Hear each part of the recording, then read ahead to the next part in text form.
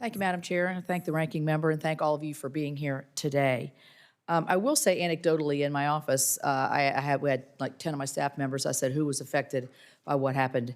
About 4 of them were affected, so that shows you the breadth of Southwest, I think. And they were all satisfied with while a lot of frustrations at the time and all of that, satisfied with the remedies that Southwest brought forward to them. So I think, if we're going to find some good news here, I think that is a little bit of good news, at least for those. I understand it may not be universal, but at least in those 4, they were. Mr. Waterston, your CEO in an interview last week said that it's a misconception that technology was the issue and blamed more the storm, understanding that it's more than one thing. But I'm hearing in the testimony and response to questions and the fact that you're putting a large investment in technology, that it is, in fact, the technology. How would you respond to that? Thank you, Senator. Yes, there were technology issues during the disruption, and we don't dispute that, and we will make the necessary investments there. All we were trying to say is the problem or the root cause was how we handled our winter operations, and that's where we will see us put some focus over a multi-year period because that's what started the dominoes falling. The last domino was the crew scheduling system not being able to function as we'd like, but it was the upstream stuff that was the bigger problem that we're addressing. Well, I understand one of the other problems, too, was de-icing. Say in Denver, there was not enough de-icing equipment. The plane sits out, you got to come back around, get back in line, and then you run into timing problems and other things. How are you addressing that de-icing in those areas that obviously Denver, Chicago, need the extra equipment? And I understand that's your responsibility, really, as an airline, to provide that rather than the airport. Thank you, Senator. In general, yes, the de-icing pads, in some airports you must de-ice in a specific location to have the fluid recaptured. That's done in conjunction with the airport. And so we are meeting with Denver Airport on February 14th to discuss this and following up also with Chicago as well as other airports as far as those infrastructure. But then the other equipment and staffing is our responsibility. And we were definitely evaluating everything and making the necessary investments from top to bottom. It's not just in those areas, but also technology used in de-icing, our training, our procedures. We're looking at everything to see what we can do to up our game so this doesn't happen again.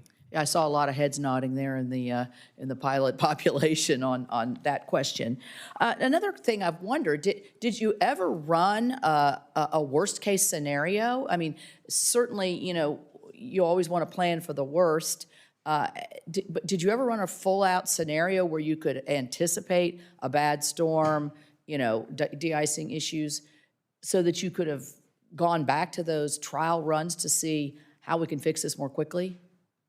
Thank you, Senator. In regards to winter operations, what we look at is our throughput of how many aircraft per hour we're able to effectively de-ice in different levels of storms. And so the initial plan that I referenced in my testimony was based on our previous modeling of how much we could per hour handle in our de-icing pads and such in Denver and Midway. Those, based on history, those proved to be incorrect for this storm. And that's why we need to go back and reinvest in those areas so that we can more robustly achieve those throughput rates. All right. Well, I would highly recommend that. I mean, that also could have brought up, I think, more quickly your technology failures as well.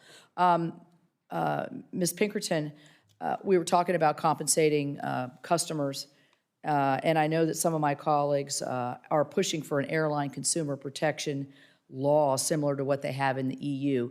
How do you think, when we see what the response of Southwest has been, would this change that, or would it how do you think that would impact what we saw as their response?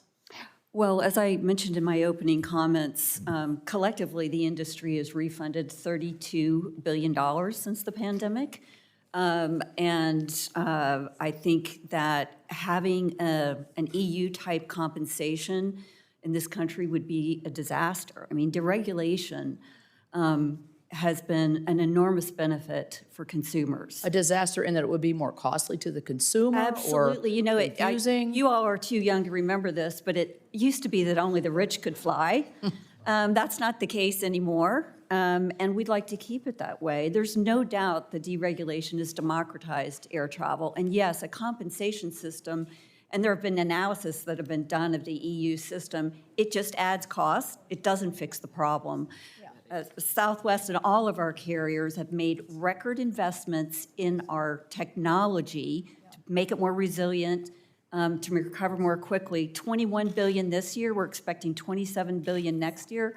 We need that money to continue to invest in our people and our product and our customers. Thank you. And I'd like to say to the men and women that work in the airlines, particularly the ones flying into places like West Virginia, although Southwest is not, thank you for keeping us safe. It is with great pride, I think, for us to feel when we sit down in that and buckle in that we're handled with great professionals who have our safety at the top of the list. So thank you all very much for that.